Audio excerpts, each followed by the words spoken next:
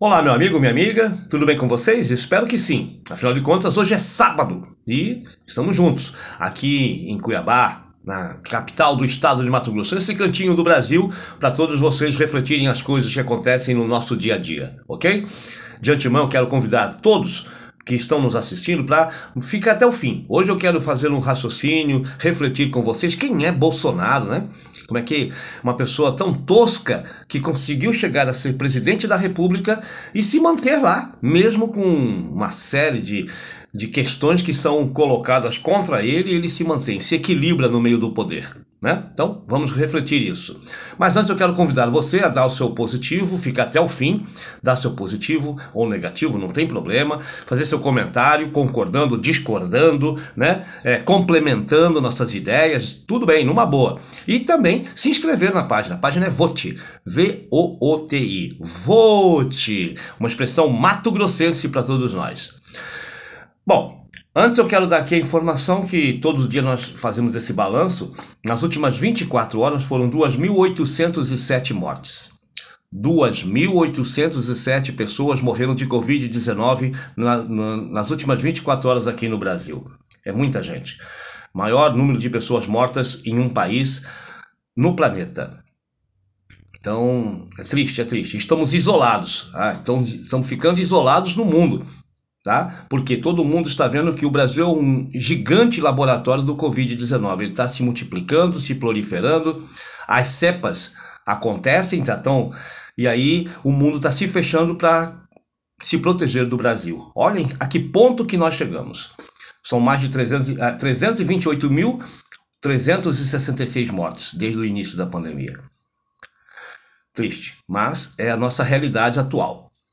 Mas como que, né? Por que nós estamos falando que essas coisas estão acontecendo? Um presidente negacionista, um presidente que diz que não é tudo isso que estão falando. Até hoje ele ainda sustenta mais ou menos essa teoria dele, né? Desde o começo ele vem falando, é uma gripezinha, não sei o que, é uma Covid. Então, ele fala isso. E o Brasil assiste isso, e muita gente, intelectuais, doutores, aplaudem e chamam ele de mito. Como que apareceu esse mito na vida brasileira? Vamos lá. Olha, o Bolsonaro não precisa muita coisa, não precisa conversar muito tempo com ele para perceber que ele é uma pessoa ignorante. Realmente, uma pessoa ignorante em vários aspectos. Ele não conhece, ele mesmo já admitiu, eu não conheço nada de economia. Presidente da República. Eu não sei nada de economia, nem discuto. Eu não sei nada de questões assim, matemáticas. Ele não sabe escrever direito.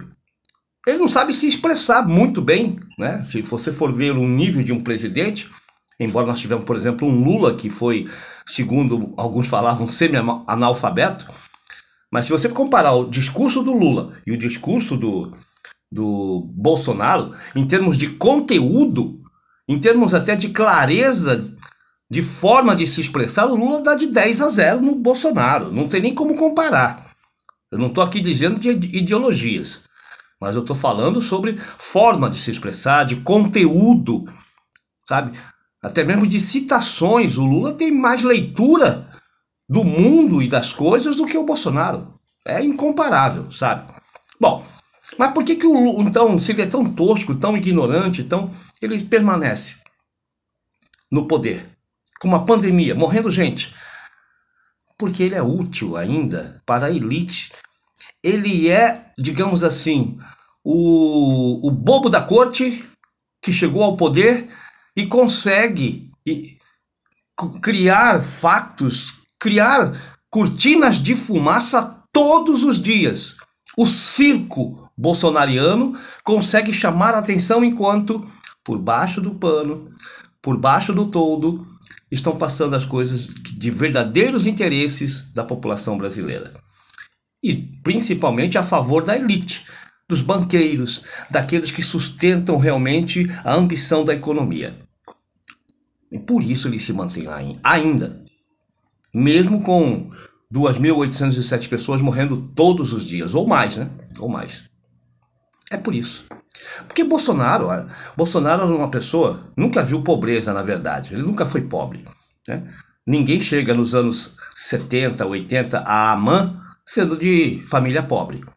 Ainda mais sendo limitado intelectualmente, né? Porque você poderia dizer, não, mas ele era pobrezinho, morava numa favela, morava na periferia, né? Filho de gente muito humilde, coisa que ele não foi, mas ele poderia, se ele fosse uma superpotência intelectual, se ele fosse muito inteligente, digamos assim, coisa que ele não é. Basta conversar com ele, basta ver os depoimentos dele. Eu acho que ele é capaz de escrever uma redação, manual, ele não é capaz. Tá? Ele não é, bem provavelmente ele não vai conseguir. Se for para ele passar no vestibular, ele não vai passar. Tá? Bom, mas de qualquer forma, nos anos 70, 80, ele passou na AMAN. Não sei de que forma, mas devia ser de alguma família mais privilegiada.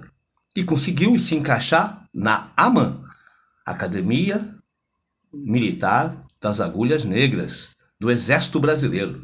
E se tornou oficial, capitão do Exército. Chegou até tenente e capitão. Só que lá, no meio daquilo tudo, ele começou a se destacar negativamente. Inclusive, praticamente foi expulso. Não chegou a ser expulso, foi para a reserva compulsoriamente. Foi mandado embora e só não foi expulso porque conseguiram proteger ele. Passaram panos. Lá no Exército, passaram panos na cabeça. Ah, vamos botar ele para a reserva. E botaram como capitão. Chegou a patente de capitão, 3 estrelas. Mas era uma pessoa nociva. Tanto é que há indícios de que ele participou de tentativa de rebeliões, de tentar explodir, de tentar invadir quartel. Tinha todo um planejamento e ele era meio, né, digamos assim, perversivo. Ele queria ser uma pessoa nociva. A própria força que ele servia, um capitão. Né? E ele, pelo que eu saiba, não era ideologicamente comunista. Não era. Ah, podia dizer, não, mas tivemos Lamarca, Capitão Lamarca, que era comunista, né, e invadiu o exército, roubou armas, tudo, para guerrilha. Muito bem. Então foi um socialista, um comunista. Não era o caso do Bolsonaro.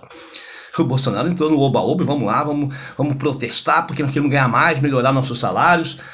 E não dá, os generais estão ganhando muito e nós estamos aqui ralando, como diz, né? Muito bem.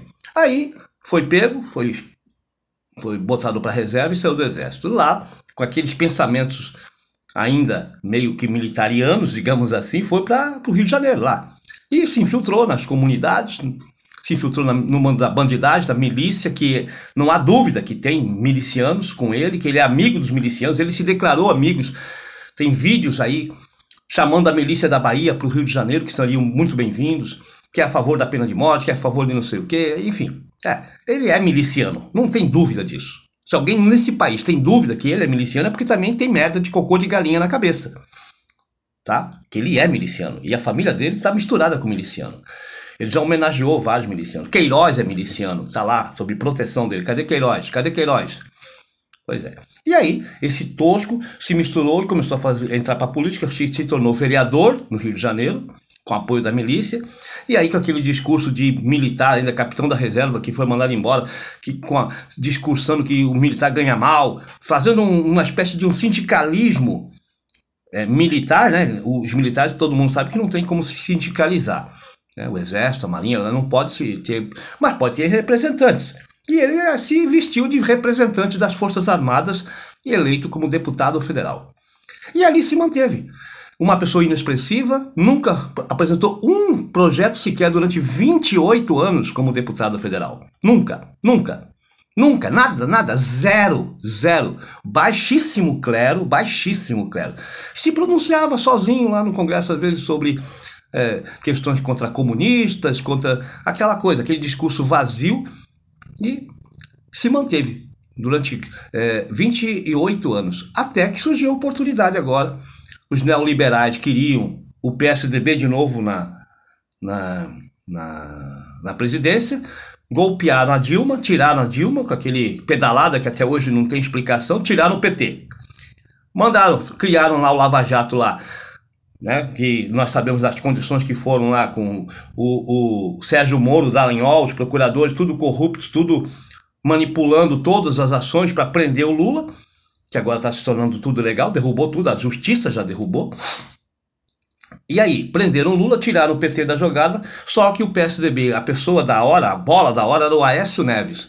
E o Aécio Neves tinha rabo assim comprido, mais de 2 milhões começaram a aparecer, surgiram também telefonemas, evidências de corrupção dele, e ele falou, opa, Presidente não dá, vou no máximo ser deputado federal, se elegeu por deputado federal.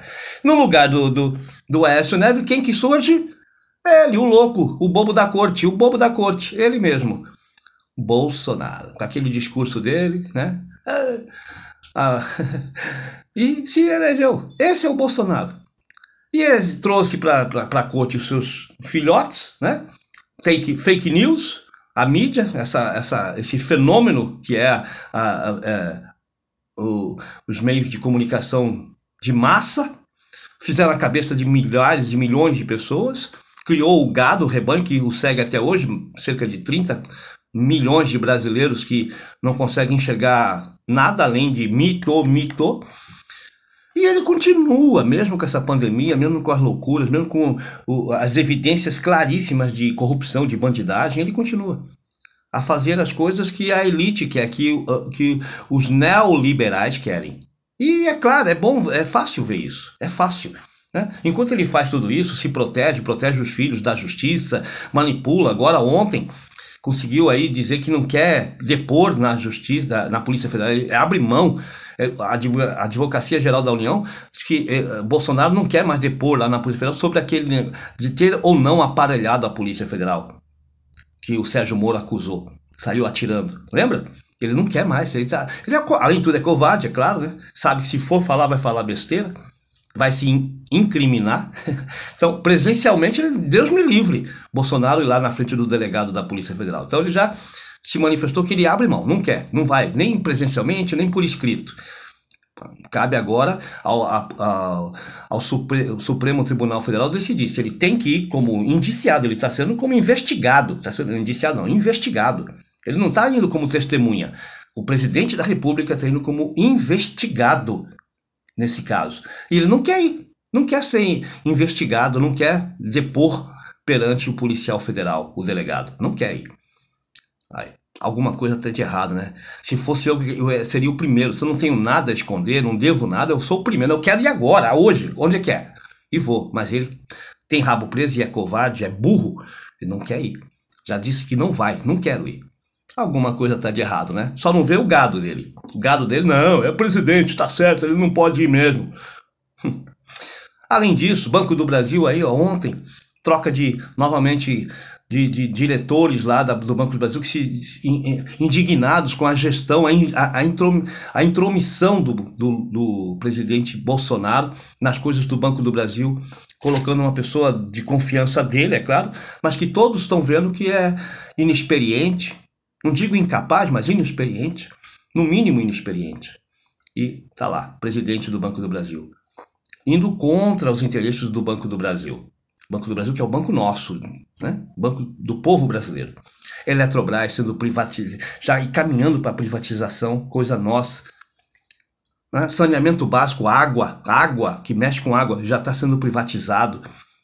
Preste atenção nisso, a água brasileira está sendo privatizada através de um projeto de saneamento básico fajuto. Interesses dele, da elite, controlar a água, controlar a energia, controlar a Petrobras, controlar tudo no Brasil, o Correio, tudo. Eles querem tirar o Estado e colocar a iniciativa privada. Daqui a 10 anos, tudo que você for fazer, você vai ter que pagar. Independente. Ah, mas a escola pública era ruim, mas era boa, a gente aprende. Agora só pagando. Ah, mas para ir antigamente tinha o SUS. 10 anos, daqui a 10, 15 anos vai ser isso. Tinha o SUS, a gente ia no pronto-socorro, a gente era atendido pelo médico de graça. Agora, 100, 200 reais, e olha lá, tem que pagar, senão não vai no médico. É isso que a gente está vendo no futuro. Por quê? Porque nós temos um bobo da corte, um bufão chamado Bolsonaro, que os seus filhos fazem cortina de fumaça, né, se prestando a tudo, fazendo as maiores loucuras que o Brasil já viu, indo contra a Organização Mundial da Saúde, garoto propaganda da cloroquina, falando que não precisa de máscara, criando situações, a imprensa vai junto, olha o Bolsonaro, todo dia se fala em Bolsonaro, maluco, doido, né, contra. Ele vai querer dar golpe, será que quer dar golpe? Na cabeça de um retardado, pode vir tudo, né? De repente, se ele se vê acuado e vê que não tem para onde correr mais, pode sim declarar estado de sítio, chamar aí quem apoia ele nas Forças Armadas, a milícia armada, E aí, se encostar em mim, eu mato. Se encostar em mim, eu mato. Ele é louco. O exército já falou isso, que ele é louco. Quanta coisa, né, gente? De um ex-capitão lá, passou na mão não sei como, né? Chegou a ser presidente da República depois de 28 anos como deputado inexpressivo, né? Sindicalistazinho das Forças Armadas. O Exército ama ele por conta disso, porque ele sempre defendeu os interesses dos milicos, né? Lá no Congresso, não, tem que dar assim mais aumento, tem que melhorar, tem que auxílio fardamento, isso, aquilo, Isso ele defendia, porque ele sabia que o pessoal gostava. Os milicos não têm sindicato, então voltava nele. O manteve lá no poder. Mas os milicianos, beleza, botou os filhos, ensinou maracutaias, rachadinhas, dinheiro que vem daqui, divide dinheiro da gasolina, rouba da gasolina do Congresso Nacional, enfim, tudo que vem à tona, mas ele se mantém no poder. Continua presidente da República. Durma-se com um barulho desse. Era isso que eu tinha aqui para refletir com vocês nesse sábado. O bufão continua criando circo, fumaça, enquanto o povo não tem pão para comer. Não tem pão para comer. Porque o povo quer circo, mas também quer pão. E o pão está cada vez mais escasso para a população brasileira. Pobreza, tristeza, fome, desesperança, desemprego. Reflita, se gostou, dá um like. Nós podemos tirar essa loucura daí tudo, é só querer, só abrir o olho, né? Como nós dizemos aqui no Mato Grosso, nós não somos bobó cheira-cheira. Nós podemos mudar essa situação. É só pegar as rédeas do comando desse Brasil de novo e a gente volta a sorrir. Voltamos a sorrir, a ter luz, energia, vontade. Show, Bolsonaro, show, vote. Um abraço.